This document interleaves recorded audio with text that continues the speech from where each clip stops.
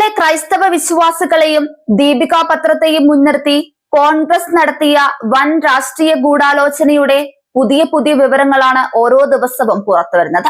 വോട്ടെടുപ്പിന്റെ തൊട്ടു തലേന്ന്, അതായത് ഏപ്രിൽ 8-ന് BJP സ്ഥാനാർത്ഥികൾക്ക് വോട്ട് നൽകരുതെന്ന് പറഞ്ഞ് ദീപികയിൽ അച്ചടിച്ചു വന്ന മുഖപ്രസംഗത്തിന് പിന്നിൽ കോൺഗ്രസ് നേതാക്കളുടെ കറുത്ത കരങ്ങളാണെന്ന ആക്ഷേപം ശക്തമാക്കുകയാണ്.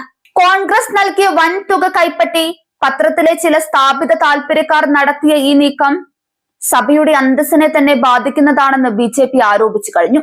ദീപികയിലെ മുഖപ്രസംഗം യഥാർത്ഥത്തിൽ എഴുതി കൊടുത്തത് AICC ജനറൽ സെക്രട്ടറി KC വേണുഗോപാലാണെന്ന വിമർശനം രാഷ്ട്രീയ വൃത്തങ്ങളിൽ പുകയുന്നുണ്ട്. കോൺഗ്രസിന്റെ തെരഞ്ഞെടുപ്പ് തന്ത്രജ്ഞൻ സുനിൽ കനകോലുവിന്റെ കുടില ബുദ്ധിയിൽ വിരിഞ്ഞ ഈ നീക്കം ക്രൈസ്തവ വോട്ടുകളിൽ ആശയക്കുഴപ്പമുണ്ടാക്കാനായിരുന്നു.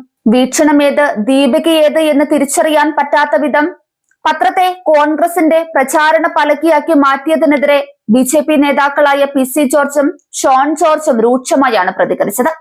ദീപിക ദിനപത്രത്തിന് നല്ല സ്വാധീനമുള്ള കോട്ടയം ജില്ലയിൽ ഇങ്ങനെ ഒരു മുഖപ്രസംഗം പ്രസിദ്ധീകരിച്ചതിന്റെ പ്രത്യാഘാതം ഏറ്റവും കൂടുതൽ അനുഭവിച്ചവർ എന്ന നിലയിലാണ് BJP സ്ഥാനാർത്ഥികളായ PC ജോർജും ഷോൺ ജോർജും ഈ മുഖപ്രസംഗത്തിനെതിരെ വിമർശനം ഉയർത്തിയത്.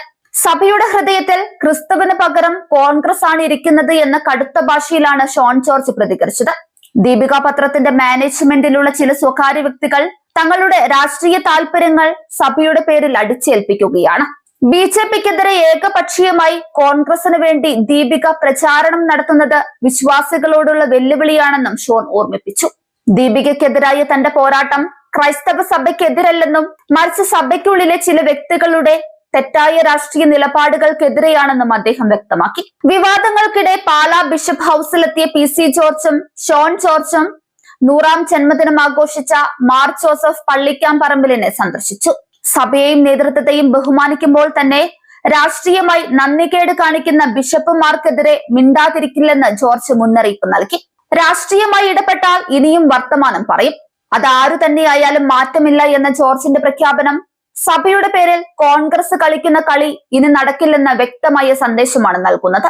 കോട്ടയം ഉൾപ്പെടെയുള്ള ജില്ലകളിൽ BJP സ്ഥാനാർത്ഥികൾക്ക് ലഭിക്കുന്ന വൻ ജനപിന്തുണ കണ്ട് വിറളി പൂണ്ടാണ് കോൺഗ്രസ് ഇത്തരമൊരു ഗൂഢാലോചന നടത്തിയത്. PC ജോർജും ഷോൺ ജോർജും നിയമസഭയിലെത്തുമെന്ന ഉറച്ച ആത്മവിശ്വാസത്തിലാണ് BJP ക്യാമ്പ്. ഒരു ബില്ല് പാസ്സാക്കണമെന്ന് BJP തീരുമാനിച്ചാൽ അത് നടക്കുമെന്ന യാഥാർത്ഥ്യം കോൺഗ്രസിനെ ഭയപ്പെടുത്തുന്നുണ്ട്. സഭയെ മറിയാക്കി വിശ്വാസികളെ വഞ്ചിക്കാനുള്ള കോൺഗ്രസിന്റെ അവസാന തന്ത്രവും ജനങ്ങൾ തിരിച്ചറിഞ്ഞു കഴിഞ്ഞു.